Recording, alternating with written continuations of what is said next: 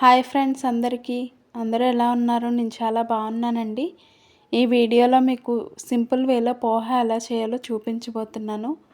పోహా అనేది మన హెల్త్‌కి చాలా మంచిదండి. మనం కానీ దాన్ని ఎందుకో నెగ్లెక్ట్ చేస్తాము. అంతగా తినాలనిపించదు. ఇలా పోహా ఒకసారి ట్రై చేయండి, మంచిగా తింటారు.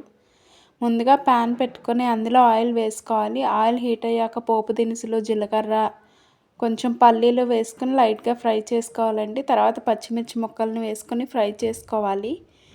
తర్వాత అలాగే కట్ చేసుకున్నటువంటి ఉల్లిపాయ ముక్కల్ని కూడా ఫ్రై చేసుకోవాలి. తర్వాత అందులో కొంచెం పసుపు వేసుకోవాలండి.